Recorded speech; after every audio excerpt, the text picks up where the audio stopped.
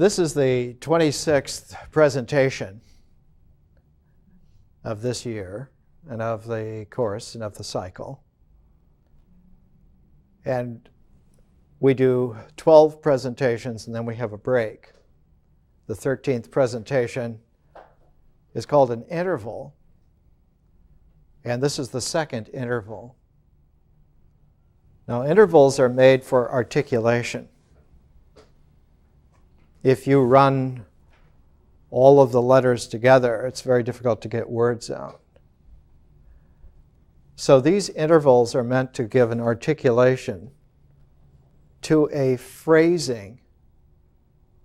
And this phrasing, each phrase, is 12 weeks long, 12 Saturdays, 12 presentations. And those sequences of those 12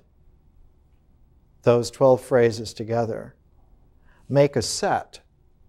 And each one of those sets is a phase that we go through in order to be, in order to actually exist and to mature and develop and grow.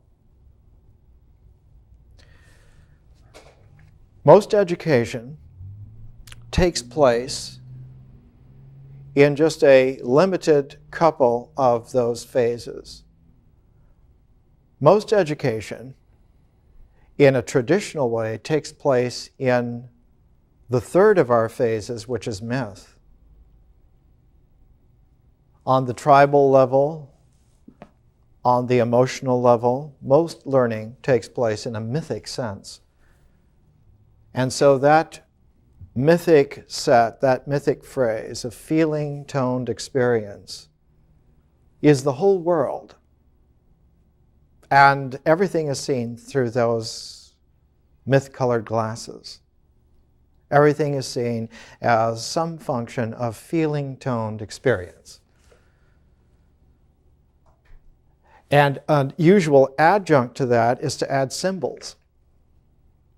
And most civilized education sequences are all based on symbols. They're all based on the mind. They're all based on thinking. Yes, there's feeling, but feeling has to mature into thinking. And so most of the education that you would receive in any kind of a standard way over the last 3,000 years would be myth and symbol, those two phases together. And because they go together, like bacon and eggs, they really fit together. And because they're examples of two different kinds of phases, the myth phase is all about the process of experience, and the symbol phase is all about the integration of ideas. And so experience as a flow, coming together, integrating as objective thoughts, seems a very natural course of events, and indeed it is. As somewhat more grand and more ancient than those offered by civilizations or by tribes. Our education goes back to the old Paleolithic roots of our kind. Our species was around Paleolithically for more than 100,000 years before there was anything like a tribe, before there was anything like myths. And so most of the deep-rooted objectivity, the real certainties, the real trustworthiness, is on the level of the body and not on the level of feelings. It's in the objectivity of a bodily comportment towards life rather than feeling about that. Much less the objectivity of the mind of thinking about feeling about that. So the ancient roots of our species, Homo sapiens, and even before Homo sapiens, many other branches of that whole family, Homo neanderthal, even going back a couple of million years, Louis Leakey named a species Homo habilis, who lived more than 1.5 million years ago. Homo erectus, who lived more than 2 million years ago. All those cognate types of humanity to us share a physiological stature that's very similar. Louis and Mary Leakey's son, Richard Leakey, found a full skeleton in what is today Ethiopia. And the Narakomione skeleton was about 2 million years old, was of a young hunter who was not at all a hunched over, primitive kind of us, but at 17 was already almost 6 feet tall and a tremendous athlete, and whose bone structure is similar to ours in almost every respect. So that the body that we inhabit, the ritual comportment that Paleolithic people had, is very similar to a heritage of several million years before that. So that Paleolithic men and women were a consistency of body to millions of years of development. And thus, when we say our education goes back to the Paleolithic, it doesn't mean just 100,000 years. It means a couple of million years.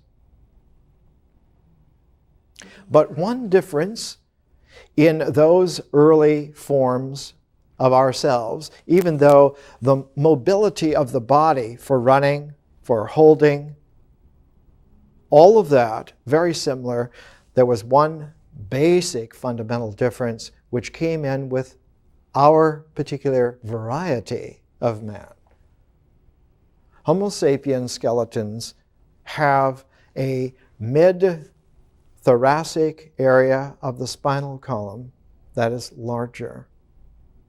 And of course, our brain capacity is larger, although not larger than, say, Homo neanderthal, who had at least 100 or 200 cubic centimeters more brain than we had, but not as much of the mid-thoracic spinal column.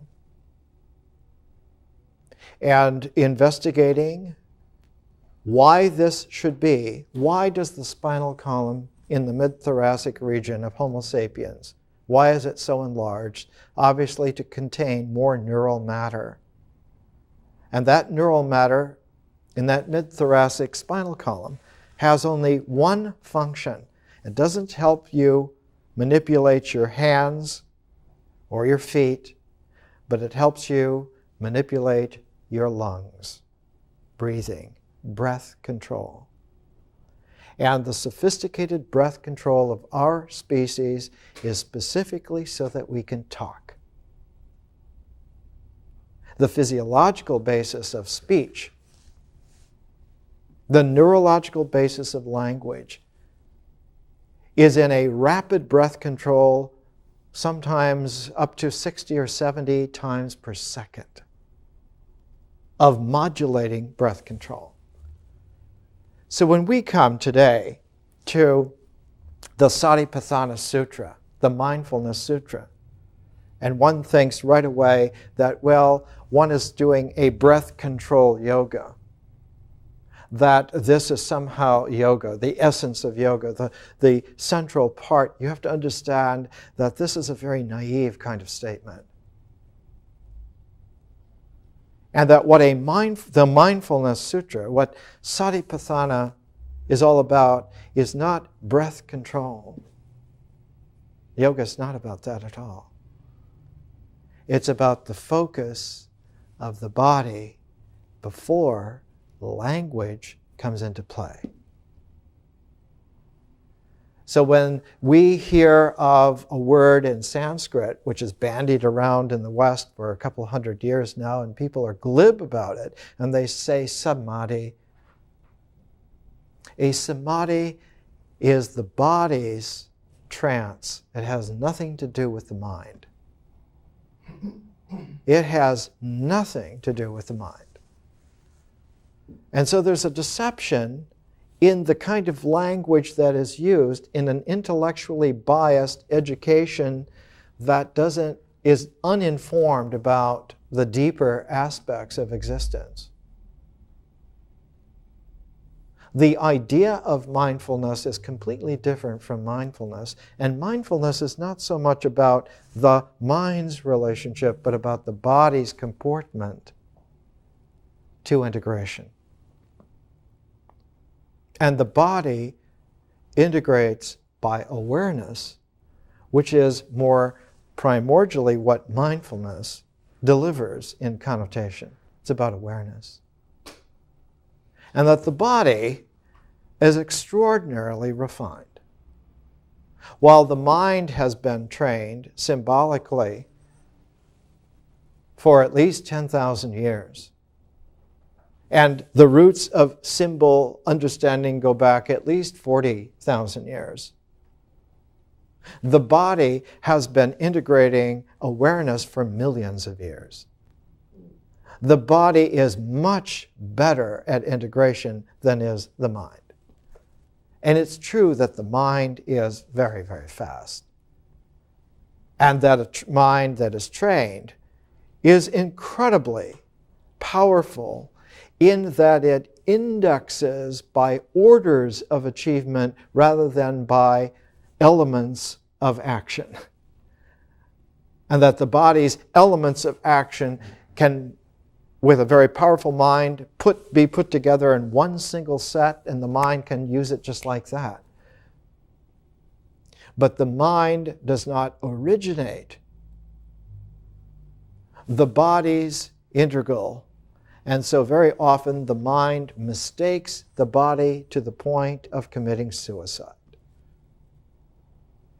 So what our education is all about is stepping back from the tribal level, stepping back from the university level, stepping back at least to the Paleolithic level, to get back before the mind was used to quantify everything, before experience and feeling-toned language colored everything, back to a black and white, silent world that still was existentially enormously challenging and gave us not the roots of civilization or the roots of tribal wisdom, but gave us the foundation of our reality vis-a-vis the body and its actions, its activities.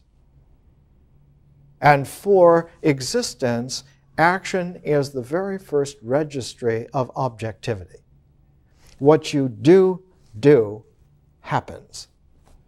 And the body records quite accurately, one might almost say naively, but it isn't naive, it's just an accuracy. Whatever you do with your body has an impress of those actions. So that later on, one could come back, if you knew how to do it, if you were sophisticated like the Buddha, the historical Buddha, you could go back and you could take a sequence of actions and you could train yourself to run that sequence backwards. You could go back in reverse order through a sequence of actions and discover by that recursive step functioning where it originated. And when you do so, and it was done several thousand years ago, quite accurately, when you do so, you find that when you get back to what you thought was the original action, through a series of 12 steps, it's a 12-step program. Really is. Just like a clock. After a while, it looks exactly like a clock, and you could tell time by it. And you get so used to that, it's just something that you do. And somebody says, well, it's 12:06, and it means that that minute hand has gone 6 minutes beyond 12. So it's 12:06. You're not limited to just 12 hours. You realize that there are another 12. The same thing happened to the historical Buddha when he ran back through the 12 stages, the 12 steps. He found that he was back at the first step after the 12th. And so he realized that this is a circle, and that this circle is continuous. And after 12, you get back to 1. And then 2, and so forth. And you can keep going back, and you will always run through that sequence of 12, and the 13th will always be 1 again. And if you run it forward, you go through 1 through 12, and after that you come back to 1 again, 2, 3. So the name given to that circuit, that cycle, was called the cycle of dependent origination.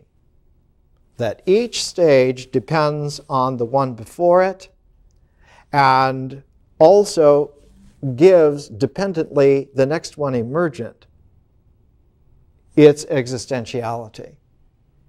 The Sanskrit phrase for that was pratitya samutpaya. It just means that when you look for causes, when you look for the sequence of what caused this, what was the first cause, you get back to a threshold where the first cause has its cause in the last cause. So that cycle turns out to be a circle.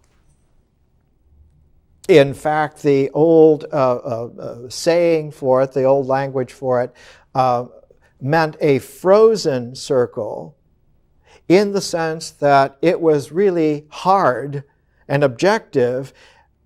And of course, the immediate metaphor was that it was a wheel. And so the phrase that came out was that we are bound to a wheel of existence. And that wheel of existence goes round and round and round, and the only differentiation that it has is that there are a series of 12 parts to that cycle, 12 spokes coming out, holding that wheel together, but it's that wheel all the time. And that it usually suffices in a worldly kind of life is simply to roll along on that wheel. And we'll find out when we get next week to the beginnings of our investigation of myth. We're going to do 12 lectures on myth, and then have a third interval after that. We'll find that language flows on little wheels called images. That language moves on rollers called images. And that these images constellate themselves around the kinds of existentiality that the elements of that wheel of existence have. Except that we will find that language has an affinity, not with ritual action, but with a phase that occurs before ritual existence occurs. That there's something there before ritual existence, something before action, before there's existential action. There's a phase before that is usually forgotten about, and especially people who are brought up and trained in myths and symbols, by the time they rediscover ritual and its primordiality, they forget about the fact that there's something before existence, something before ritual. And that phase is nature. That nature is there before existence. That there is a context within which existence happens. If existence is forms, nature is the background that allows those forms to occur, to emerge. And that nature, as we saw in the first 12 weeks of this education, this Paleolithic grounded education, that nature is not objective at all. Nature becomes objective in existence, in the existential, in ritual comportment, in actions, in bodies, but nature, qua nature, nature itself, can only be called a mysterious process. And we started out with two, always using a pair to try and give us two hands to measure something, to hold something, to appreciate something. We started out with two ways in which to appreciate the mysterious process of nature. One of them was the Chinese, the I Ching, and the other was the American recluse Thoreau, Henry David Thoreau. And in Thoreau, we used a couple of his little essays on walking. Because in the process, in the existential process of our species just walking, we discovered that the mysterious process of nature works in such a way that while we're just walking, we participate in that mystery of nature. And we found that primordial peoples, in their ritual action, always tuned their rituals to being able to participate with nature. If they could have a participation with the mystery of nature in their rituals, they knew that those rituals were then as real as they could make them. And we will find, when we get to myth, that language comes out of that confidence that our sequencing is participatory with nature, and that the relationalities between all of those elements in the sequence make gestalts, and that those gestalts have operative qualities of functioning. And language depends on those two elements coming together, weaving together. It depends on nouns and verbs. Depends on processes and words of relational process, and upon objectivities, upon nouns or pronouns. And you can have adverbs that modify the verbs or adjectives that modify the nouns, but basically you have that. And we'll see that it isn't just parts of speech, but language itself comes out in that way. But we will discover that the trigger for generating language occurs out of a feeling-toned current of energy that charges action. That when action is given the juice of feeling, it squeezes language out automatically, or perhaps not automatically, naturally. I'll tell you a little vignette, and this is the way that the origin of language is thought of in classical Indian yoga. There was a sage, his name was Valmiki. It means white ant hill. That he was so good at meditation that he sat in a forest in central India a long time ago, so quietly and patiently that the white ants built a hill over him. And so he was sitting there as a white ant hill in the forest, had been alone for decades. And a hunter came from the outlands into this forest. He saw this bird, and he shot this bird with an arrow. And as the arrow killed the bird's sound, his song, suddenly stopped.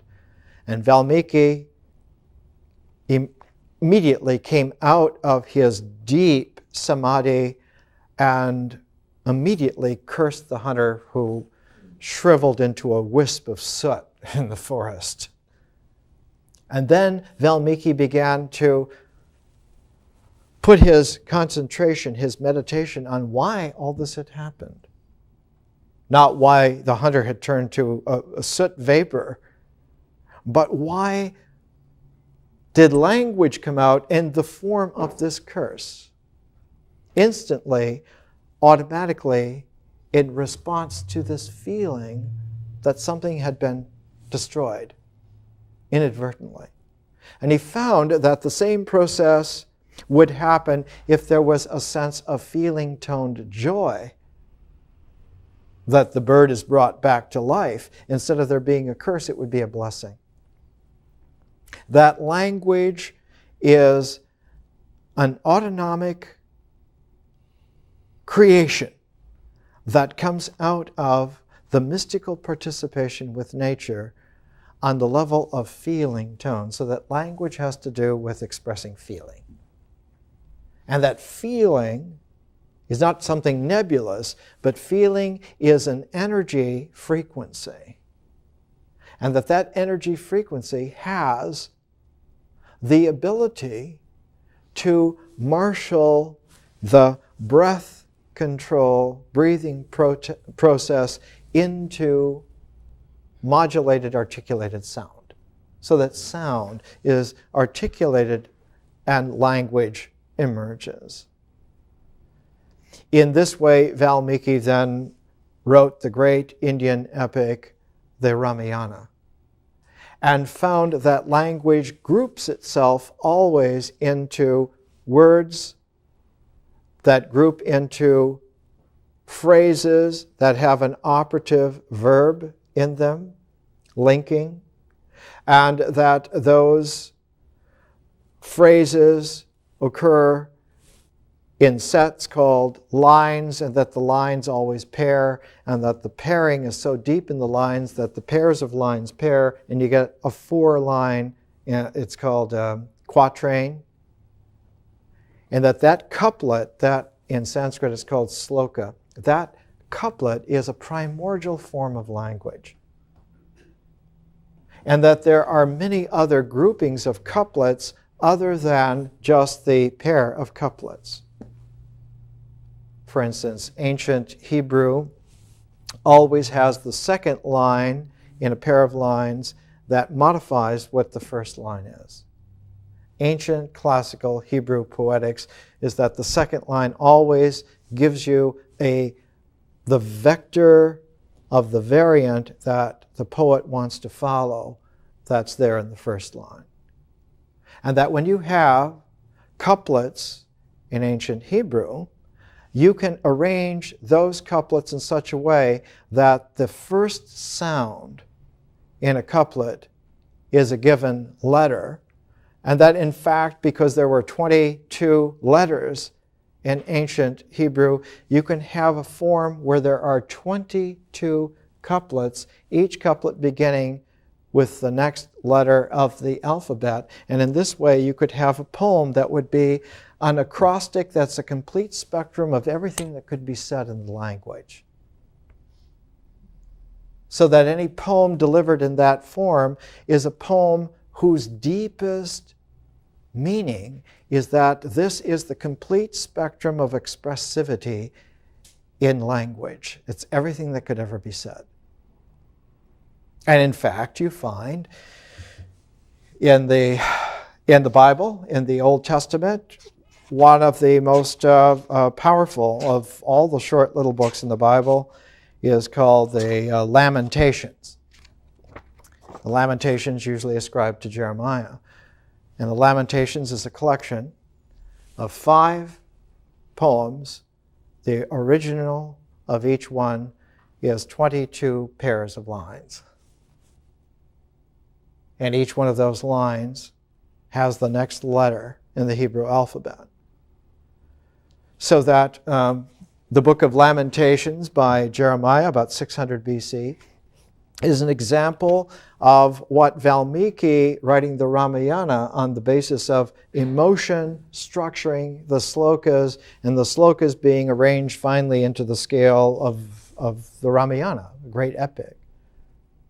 That there is some kind of template which underlies the formation of language, and that template has to do something with a physiological existential pattern that itself emerges whole from the mysteriousness of nature. The 22 possibilities in this kind of language that you find in Lamentations, later on surfaces in such a thing as the 22 cards of the major arcana of the tarot deck. And between the 22 cards of the tarot deck and the 22 verses of Jeremiah's Lamentations, somewhere in the middle of there, you get the basic sequence with operative relationalities of the way in which the primordiality of the pattern of ritual comportment existence is raised to the level of symbolic comprehension. That the symbolic comprehension is in that set of 22 cards of the tarot deck. The ritual comportment is there in Jeremiah's book of Lamentations, and about midway you find something like this. This is a floor pattern of a medieval Christian cathedral, and it is divided into 22 venues of little ritual actions called mystery plays. Each one of these 22 venues in the floor plan of a standard medieval cathedral is a place where little dramatic ritual skits are done to convey an image, and when you put the 22 images together, you get the iconography of the real, the total picture. Now, somebody that doesn't know that tarot decks are related to medieval cathedrals that are related to ancient Hebrew poetry, just fundamentally is uneducated. And that's just an opening advertisement. The depth of learning needed to float this is oceanic. So what's being presented here is a couple of selected details in order to give you a frame of insight to look to see that there is a sense of wonderment, and that this wonderment comes out of a process that in East and West is called meditation. And that the basic comportment of a civilized person is that that meditation comes out of the mind. Whereas the primordial Paleolithic understanding is that the mind is fourth in line. We don't get to the mind until we've been through feeling. Symbols come after myth. And myth comes after ritual. And ritual comes after nature. And that nature is primordial, not the mind. And so we're trying to teach here in a way that doesn't co-opt us into ignorance by assuming that we're talking about ideas and using symbols right away before we're even ready to understand what they are, how they work. So we're not using symbols at all. And we're only using language de facto in a ritualistic sense up to this point. And next week we'll start for the first time to use a mythic-informed language, a feeling-toned, intelligent language. And when we do, we'll start with one of the great primordial myths, the myth of Inanna, written by the daughter of Sargon the Great, written about 4,300 years ago. And Enechidana, who wrote this, was extremely wise. She was the Homer, the first Homer in the world. She wrote about 1,400 years before Homer. She wrote the great epics in Akkadian, Sumerian civilization. And Diane Volkstein's translation is just extremely well done. But because we're pairing things, we're trying to sidestep all kinds of pitfalls. If you just use something like this, you fall into textual pitfalls without even trying, and you get into academic whirlpools without even knowing, and we're not interested in academic whirlpools. We're interested in becoming feeling-toned wise before we even start to think about it. And we're interested in having a ritual comportment which integrates before feelings arise. And that's where we are with today's lecture, and we'll come back in just a second. The pair to this is Jane Ellen Harrison's Prolegomena to the Study of Greek Religion, because most of the images that stylize the way feelings integrate into ideas, into symbols, are in our civilization based on Greek mythology.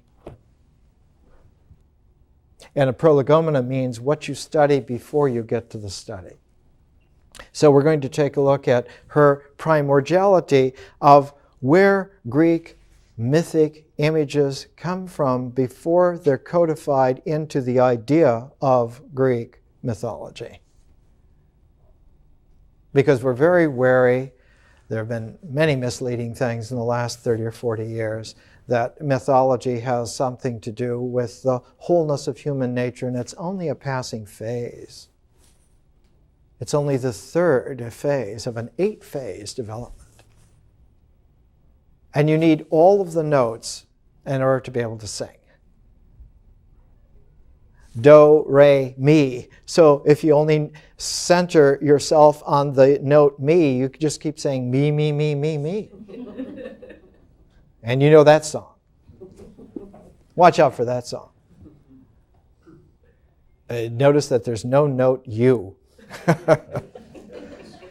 So we want to have the whole octave, because we want to make a kind of a music, because we can understand that not only is there an octave, but that there are whole cycles of octaves that step up by orders, so that you can have something called a piano that has about 11 octaves on it. Then you can really play Mozart. And we want to get educated to the point to where we can play the Mozart in our lives. We want to be the kind of human beings who really emerged out of those Paleolithic men and women who are at least as wise as us, but didn't have the technology, didn't have the range of experience that we have. But they had a more deep primordiality than we have. And so it's about dead even. When it comes to the Satthipatthana Sutra, the Mindfulness Sutra, and we're going to come to it after the break, we need to keep in mind that there are several versions of that sutra in the Buddhist writings. And when we come back, we'll have to differentiate at least 3 basic different kinds of Satthipatthana Sutra, so that we can appreciate that the one that we're looking at has a very special character. Let's take a break and we'll come back. Let me give you just a paragraph from the Satthipatthana Sutra. This is in the translation of Miss I.B. Horner, a very good translation, and she did an excellent job. And it reads like this.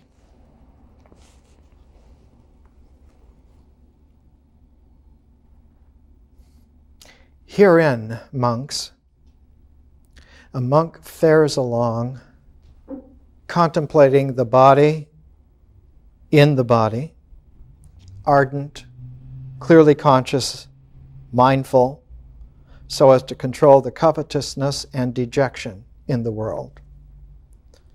He fares along, contemplating the feelings in the feelings,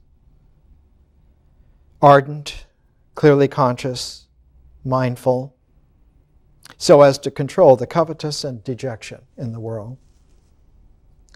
He fares along, contemplating the mind in the mind. And you notice the repetition. This is always the earmark of a ritual, that there is a repetition. In this case, in the Satthipatthana Sutra, there are 4 levels, the 4 foundations of mindfulness. The first one is that when you are contemplating, notice it's not thinking, not the same thing as thinking. When you're contemplating the body In mindfulness, you do it in the body.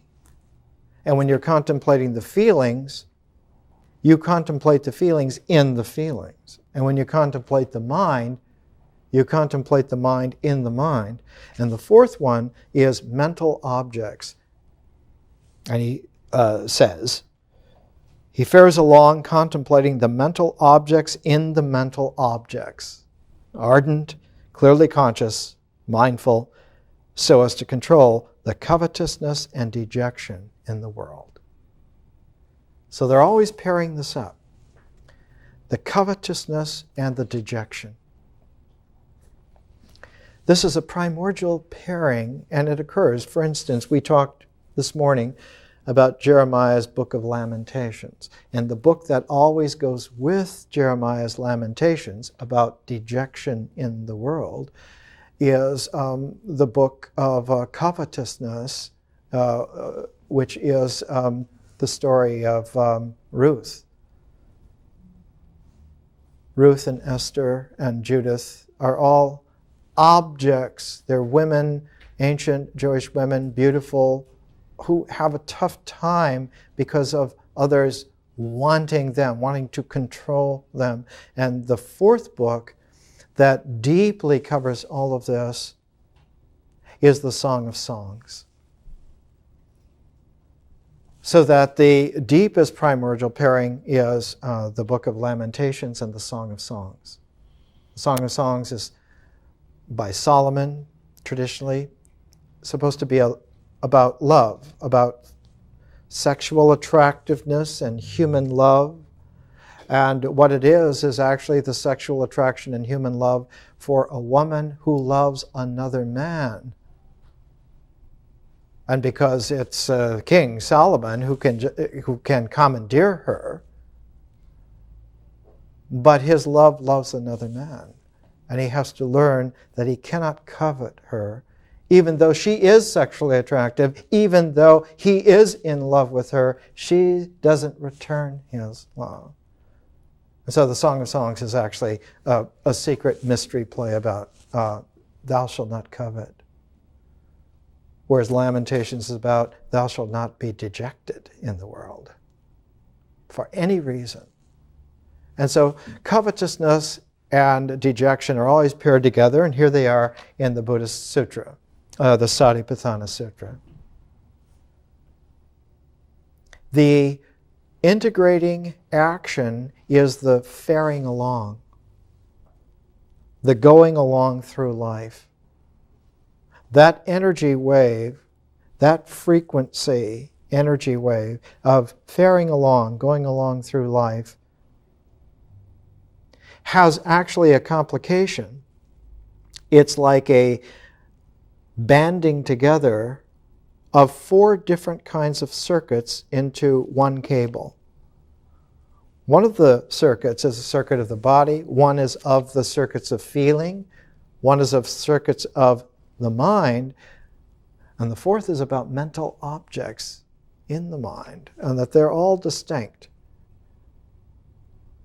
And that actually the comprehensiveness of the Satthipatthana Sutra is that one can take all 4 together and apply a methodology that holds on all 4 levels at once, so that later on, if you need to, when you want to the extent that you do want to pursue it, you can then refine that methodology to handling one at a time. And the one that we're thinking of today, because we're at the end of ritual, is contemplating the body in the body, but because myth begins next week, we're also thinking about feelings. Or rather than thinking about feelings, we're going to start to feel about feelings. Just as in ritual, we try to just do about doing. Remember in the ritual, one of the things that we did is we made masks. We made a pair of masks. We're always pairing things together, because in the pairing, there's a very good foundation for a lot of accomplishment that can happen that's very difficult when you do it just in a singularity. In high wisdom, singularities tend to disappear. They tend to vanish if you're successful. And if you're not prepared for that, it's very, very scary. But if you pair, it tends to produce, even though anything that exists, there's still the wake in the context that's there that you can deal with. So the historical Buddha delivers this, and these four foundations of mindfulness, the body in the body, feelings in the feelings, mind in the mind, mental objects in mental objects.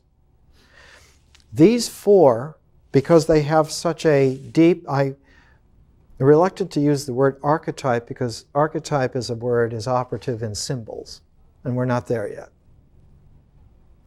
So I'll use the word template. That four-part template comes because that's how the Buddha achieved enlightenment in the first place. However it is that one comes to enlightenment, that is such a incredible, unique event that the way in which that event happened impresses that event for that being forever in that way. It's not a curse, nor is it a blessing, it's just a structural situation. Now, the historical Buddha that we're dealing with, his name was Siddhartha. Siddhartha of the family clan was Gautama. The larger clan were the Sakyas. And they lived in northern India around a place called Lumbini. And in fact, about 2,300 years ago, there was a great king who was an Indian version of, Ptolemy, who was one of Alexander's generals. The king's name was Ashoka, and he went around. He had conquered India by armies and had killed hundreds of thousands of people, and then he had come to a point of shame about that, so he disbanded all of his armies, and for 50 years under Ashoka, India was run without an army. In order to ensure that the people knew what to do, Ashoka made these columns, these pillars, all over major parts of India, all the great passes that came into India. And they said, we have confidence in the method of the Buddha, and we do not need armies to coerce anyone. Therefore, if you wish to understand how to be, then study the way of the Buddha. And one of these columns was put where the Buddha was born in Lumbini.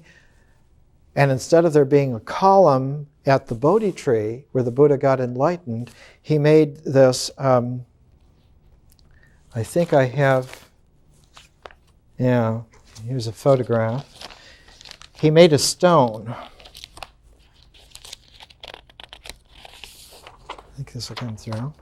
Ashoka put this stone. This is a photograph that a friend of mine took about 25 years ago at the Bodhi tree. And the Bodhi tree is behind these gates.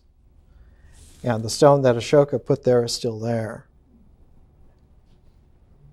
And the stone is sculpted in such a way that it looks like a civilized geode.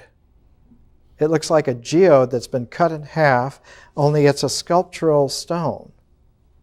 And on the top, where there's a cross section, there are two huge footprints put, or two huge standing prints put.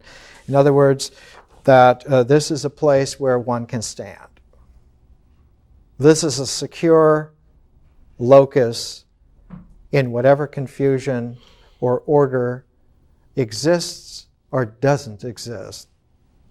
This is a place where you can be. And several thousand years of people have made prints. In fact, I'll bring next week, I've brought it a couple of times, the cheesecloth print with saffron ink that was made for me from these feet in front of the Bodhi tree. And the Bodhi tree, still a version of it, still exists in Bodh Gaya, also in northern India. But the Bodhi tree was not the only tree which was involved in the Buddha's enlightenment. There were 4 trees. That's why the Satthipatthana Sutra has 4 foundations of mindfulness. That 4-part, that quaternary, that quartered wholeness, was a part of the way in which the Buddha, the historical Buddha, Siddhartha, came through his enlightenment, and it stamped the way that he had it. Now, the original Buddha in Indian tradition, who lived thousands of years before Siddhartha, his name was Dipankara, and he came to enlightenment in a completely different way, more in a Paleolithic way than the historical Buddha. Now, the historical Buddha, because he had 4 trees, maybe it's interesting just to review for a second what those 4 trees were, and to get an idea why the 4 applications of mindfulness, that when you are contemplating the body, you don't contemplate the body in the mind. And you don't contemplate the body in some mental object of it. And especially you don't contemplate the body in feelings.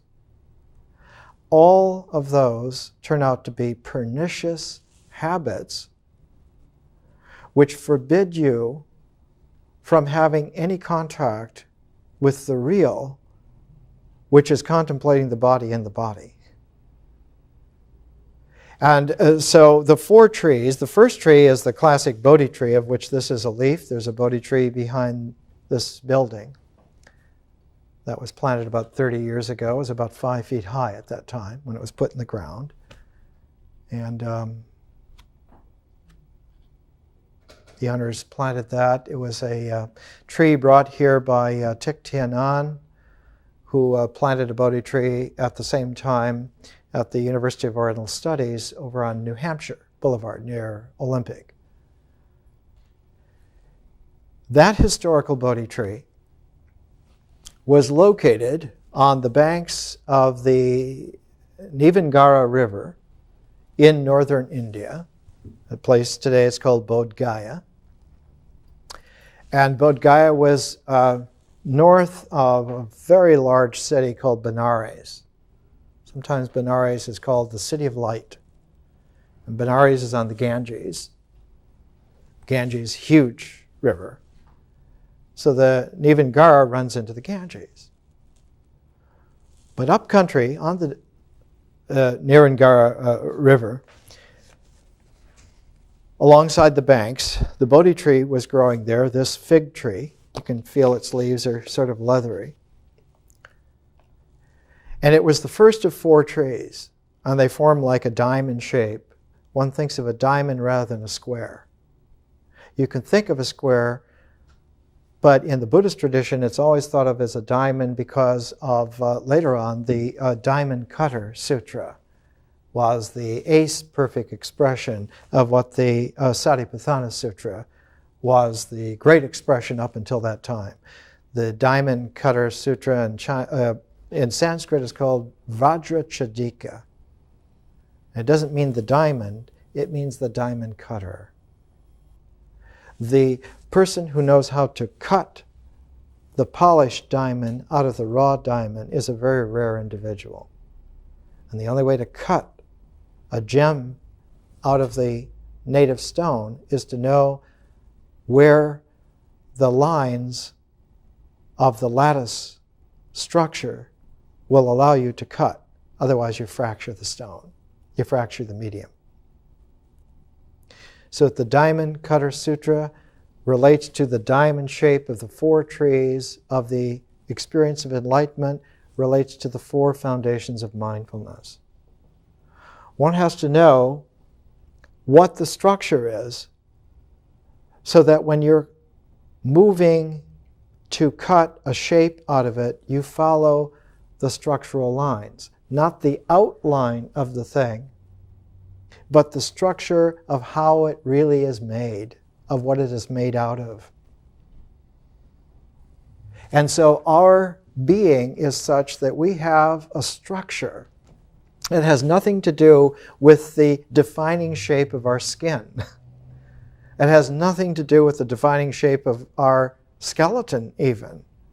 That even our minds, the shape of our minds, have nothing to do with who we are at all. And that in order to discover who we really are, we need to learn to be a diamond cutter and to cut out from a four-dimensional continuum, that 4 dimensions of time and space, to cut out a shape which achieves reality in a different dimensionality from the 4. And that traditionally is like a 5-dimensional continuum of conscious space-time. In ancient India, the phrase was, somebody who exists in a conscious space-time is not just a man, but is a further man. Not just someone who lives in the natural world that most human beings live in, along with the animals and everything else, but lives in a transcendental realm, a Dharma realm, where someone is, the Buddhist phrase, on the other shore. And as a matter of discipline, this historical Buddha, Siddhartha, never talked about the other shore. I talked about cutting through, according to the nature and structure of this world, so that your deeper shape can emerge whole, unfractured, and there you are the jewel of the spirit, who you really are. And later on in the Mahayana, in the great tradition in Buddhism, one talked about not the universe, but one talked about the jewel-studded matrix. That this has happened so many times without end, on so many planets of so many star systems, that the cosmos is like the vast field of an endless jewel domain. And that we belong there, at home there, in this scintillation. So Dipankara, many thousands of years before the historical Buddha, had a different way, a different enlightenment experience, and at that time everything was delivered in a different mode. But the historical Buddha had 4 trees, the Bodhi tree being the first of the 4. And when he was there, under the Bodhi tree, the traditional story of this occurs in one of the classic collections of texts called the Vinaya texts. And this is in a section of it called the Mahavagga. Vagga is like way, and Maha is great, the great way. The great way.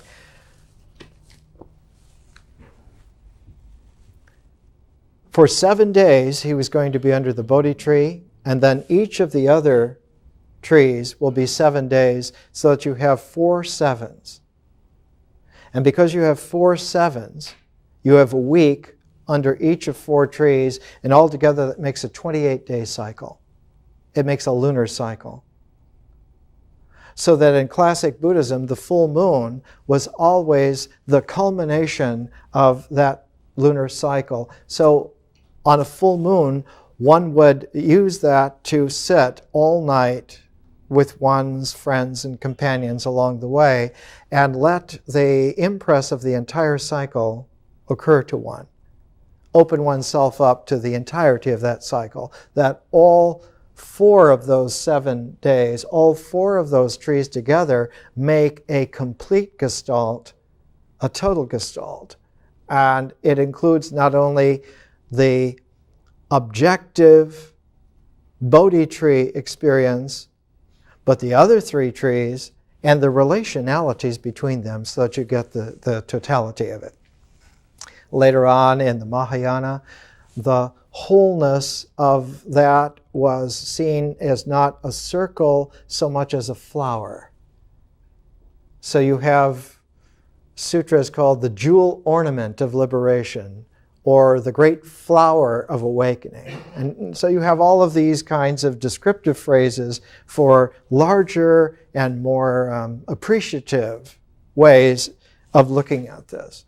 So the Bodhi tree is the first, and for 7 days, sitting under the Bodhi tree, at the end of the 7 days is when the historical Buddha had occurred to him this pratitya samudpaya, this dependent circle of origination.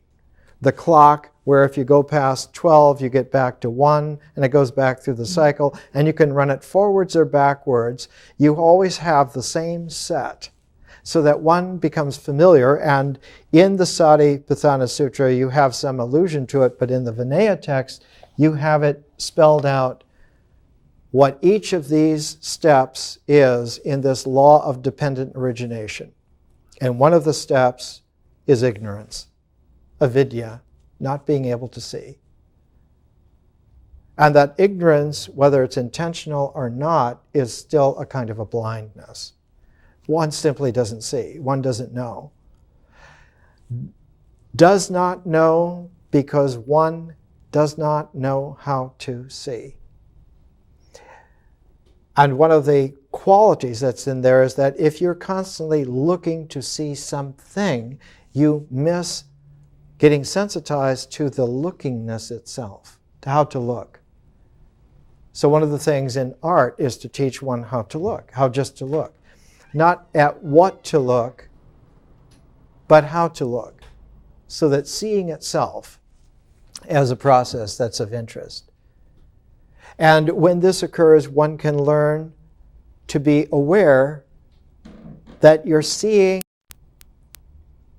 to enjoy seeing, and you don't care what you're looking at. And that there's a point where one gets immersed in that. This is where that samadhi comes in, where not only are you disinterested in what you're looking at, but you find that you get disinterested in who's looking. So that your attentiveness, your awareness is just in the process of seeing. And when this happens, seeing as an independent activity, because it doesn't have any indexing object to modify it, and it doesn't have any indexing subject to modify it, just becomes a process like the mystery of nature. It becomes absolutely pure and just occurs. It just happens. And it happens without anything being seen or anyone seeing. In the higher forms of Judaism, this was called the highest form of charity.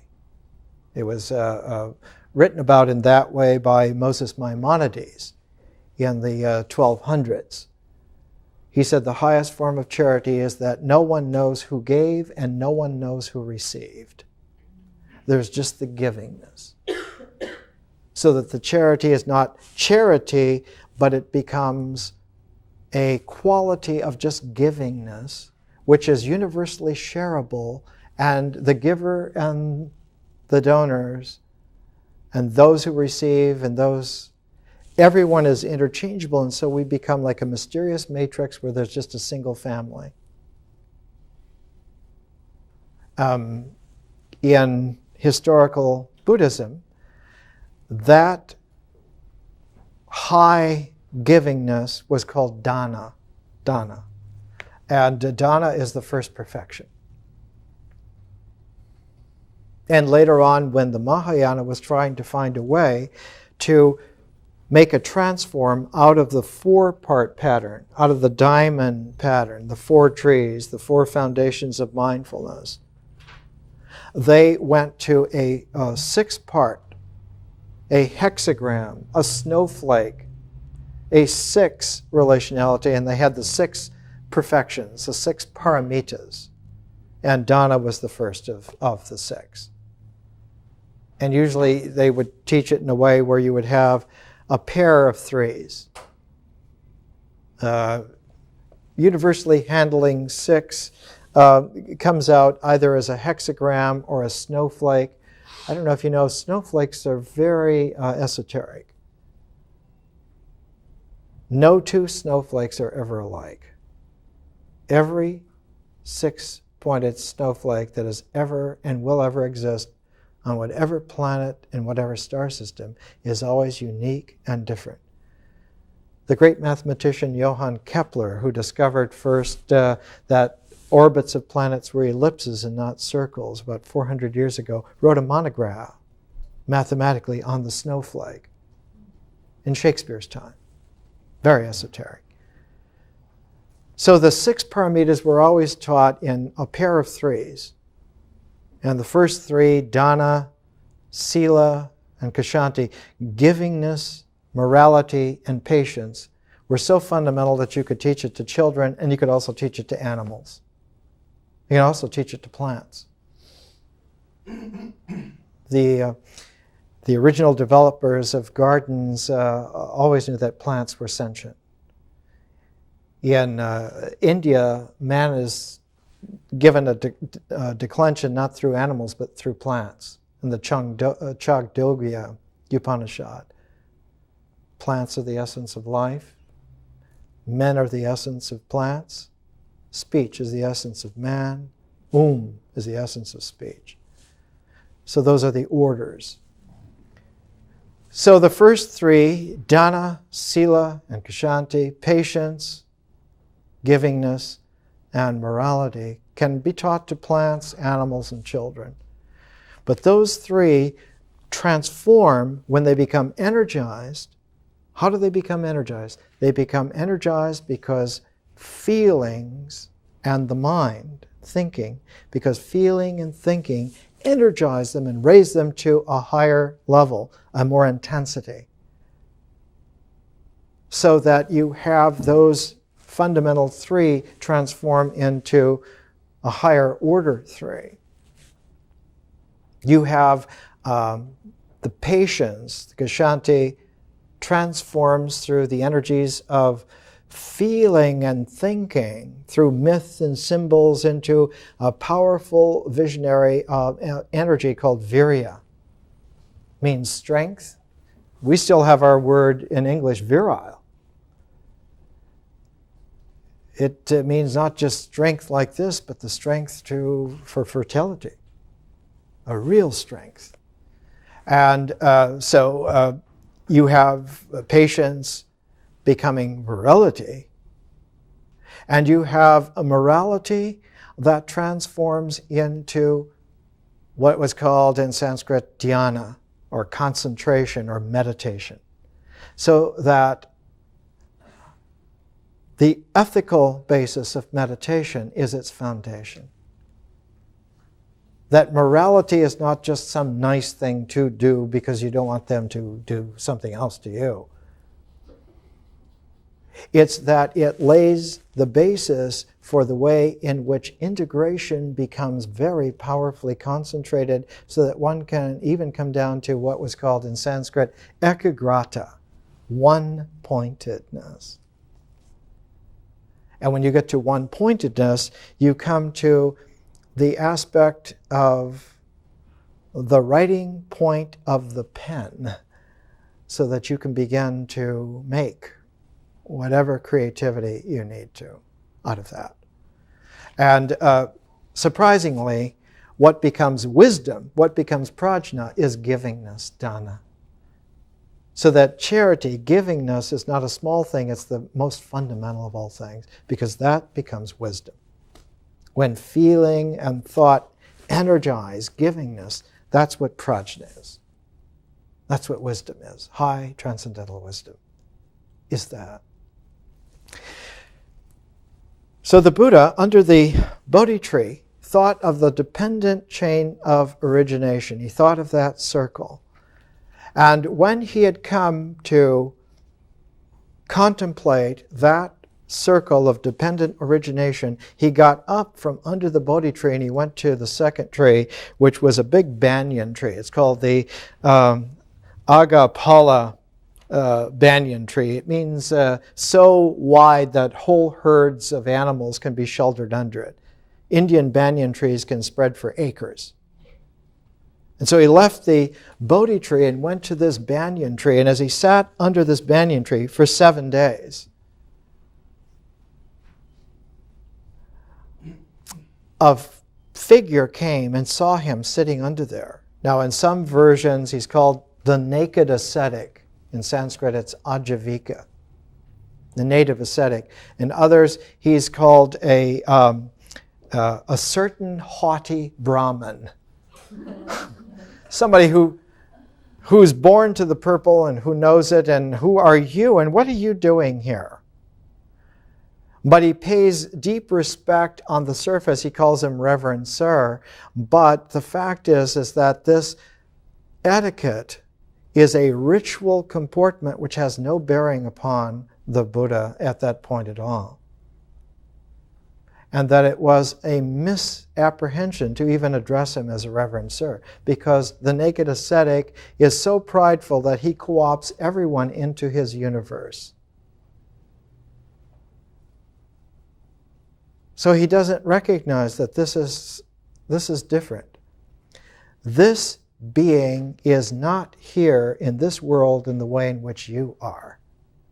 This being is, the Buddha's word for himself was Tathagata, someone whose thusness was gone, someone whose thatness was gone. That the only way to comport was that this was an open threshold into mysterious beyondness.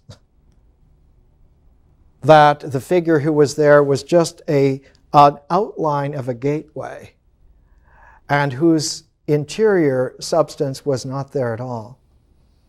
So that your comportment to that was that as someone moving towards an open door, and that you could go through that. We've had several science fiction films recently, Event Horizon and some of the other ones, The Matrix, where you go through, or Stargate, you go through and you're somewhere else. So that the Buddha was one of those thresholds, but a threshold of pure consciousness, pure conscious time-space, so that he didn't pull you through, and you didn't get pulled through by him, but that if you went through that portal, you did it yourself, your own way. And he was just the threshold that gave you an ordination to keep track of the fact that you were leaving this world and going elsewhere. So that quality, the naked ascetic, the haughty Brahmin, the certain haughty Brahmin, he didn't understand at all. And so it says in the old documents that he shook his head and he went away and didn't stay there to learn or to approach or to go through. So after 7 days under the Agapala banyan tree, he, the historical Buddha, got up from that and went to a third tree. The third tree is called the Mukalinda tree. And under the Mukalinda tree, one of these trees that had these huge flowers, enormous flowers. I saw once a painting by the great Mexican artist Siqueiros of one of these trees in the jungles down in Yucatan. It had the same kind of flowers that the Mukalinda tree has. Amazing to see. The Buddha sat for 7 days, and as he sat under the Mukalinda tree, a tremendous monsoon storm, thunderstorm, came and raged for all 7 days with lightning. And because he was in such a highly charged situation, he was like a natural lightning rod for the electrical energy for the lightning. And so this huge cobra, in fact, the largest cobra in the world, called in the text the Naga King, the king of all king cobras, came out and was so protective of the Tathagata that he encircled him 7 times with his coil and then put his hooded head over him to shelter him from the lightning, so that any lightning would strike him and be coiled and grounded into the ground. And so under the Mukalinda tree, for 7 days. And as he was there and the storm finally passed, and the Naga king uncoiled its 7 coils and took its hood away and went away, a thought came. In Buddhism, the word for thought is called citta. A pinpoint moment of thought is called a citta. And the thought of enlightenment is called a bodhicitta. Has this very deep logical consequences later on in Buddhist thought, because it shows that time, space is granular, can be granulated into momentariness, particle momentariness. And because of this, it means that logical sequence and relationality has a very difficult time being objective because the granularity, the momentariness, is itself momentary and granular, and so you get into an infinity problem. It's difficult to pinpoint exactness under those conditions. So this thought came to the Buddha, suspended, and the thought was, no one else will be able to understand. In other words, there is no way to teach this. Not only is there no way to teach this because there's no this here, and there's no teacher here. And he discovered that because he got up from the Mukalinda tree with this suspended, this problem, this thought. And he went to the 4th tree. It's called the Rajyatana. Raja is a king. Rajyatana, Yatana means the apartments of the king. This tree was so huge that lots of birds made their home into it. It's called the Rajyatana tree. And he sat under there, and as he sat under there, with this problem suspended, there's no way to tell anyone else. Because there's no one to tell, there's nothing to tell, and there's no one to tell. So there's nothing happening. 2 merchants came along. It's interesting that the primordiality of the teaching of the Dharma was because of businessmen and not because of monks. 2 merchants, and like wise merchants, they saw this is a very extraordinary character, and like it's good luck to be kind to extraordinary characters when you're on the road trying to get business and contacts. You're trying to find venture capital in northern India, and we need some luck. So they offered rice cakes and honey to the Tathagata, and immediately what replaced the thought that there's no way to teach was replaced that the realization that the classic words are, the Tathagata has no hands with which to accept food. So how does a Tathagata eat? Not only does he have no hands, he has no stomach. So the historical Buddha simply reached out his hand and took the rice cakes and honey and ate them. And as he did that, it occurred to him in response to their questions, well, tell us something wise, he began teaching, and just doing it. He didn't think about it because it was impossible to do it by thought. The thought process showed that nothing can happen. He didn't do it by feeling because there was no way to feel this. He just simply did it. In other words, it was pure action by itself which grounded existence accurately in an originating point, this teaching, which because it wasn't conditioned by thought or feeling, had its only limitations were the mystery of nature, which were infinite. So that the teaching came out in an action way that had no karma at all.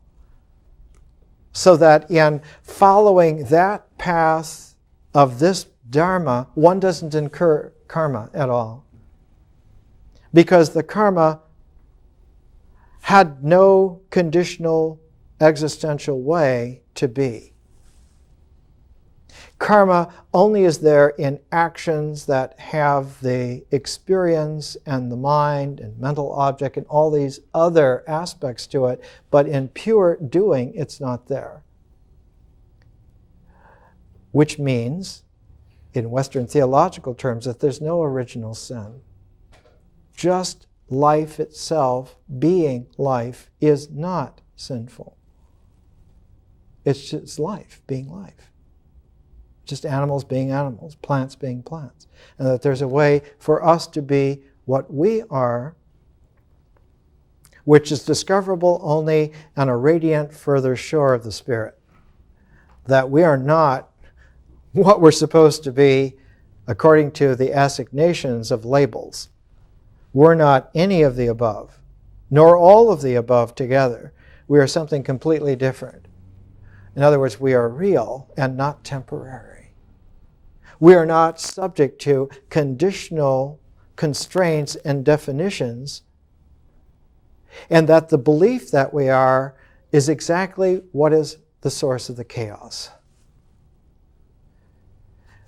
I did once a whole lecture series on the Majjhima Nikaya, and one of the lectures is on the Satthipatthana Sutra, and if you get interested, I can make tapes for you, and you can just get the sutra as it was delivered 2,500 years ago, complete with handwritten notes. That's enough for today.